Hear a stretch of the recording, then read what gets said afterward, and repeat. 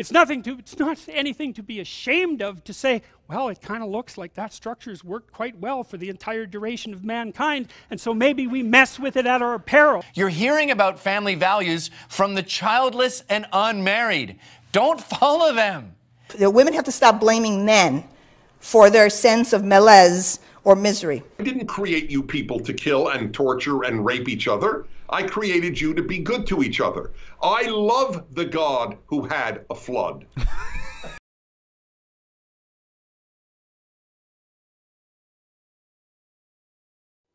And we are at it again. It's good to be back on the horse. I have been sick this last couple weeks, and I've also been more involved in family life, which I need to do. This particular rant is about a class assignment that I had this week on information and source validation.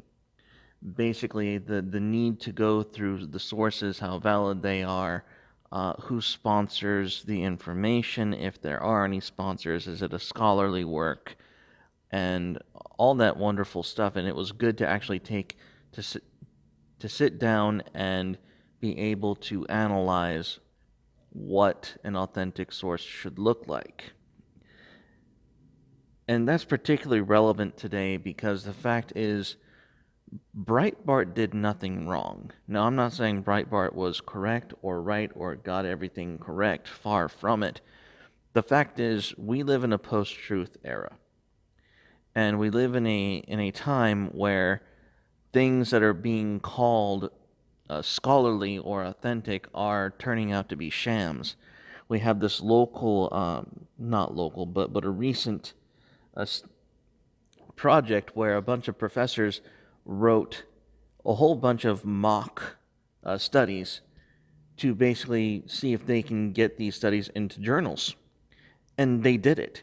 They successfully made these mock studies, these obvious social justice mock-ups. For one example is Dog Park, where they talked about dog parks being a manifestation of blatant rape culture. That got accepted into a scientific journal of sorts. They also rewrote a chapter of Mein Kampf to accept the objective was, instead of killing the Jews, we're going to suppress white privilege and reinforce white guilt or whatnot. And they basically rewrote a chapter of Mein Kampf around this concept. And these articles got accepted into what we're supposed to believe are authentic journals. So I don't think Breitbart did anything wrong when they took advantage of the fact that we live in a post-truth era. And it was interesting to go to take this class and to really look at what is or is not valid, or what we should view as legitimate and authoritative.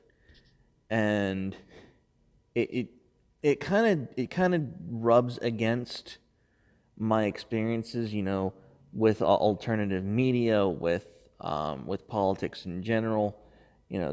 All of the polls for 2016 were absolutely wrong. They semi-redeemed themselves in the midterm polls, so it's still kind of up in the air, the fact that we still live in this kind of post-truth era. Or this, I'm not even going to say post-fact, because that's not accurate at all. It's just we live in a post-truth era where the truth isn't relevant so much as the agenda behind it. And that's a sad state to be in, but it is where we're at. All I would say is that in terms of researching whether or not something is credible, look for something that has politics taken out of it and the raw data simply observed for what it is. That's the best way to know whether or not something is legitimate or not, is whether or not it has a clear agenda. The problem is, in today's society, you're not going to find that anytime soon. So, best of luck to you. I hope that when you that when you seek for truth, that you find it. That's it.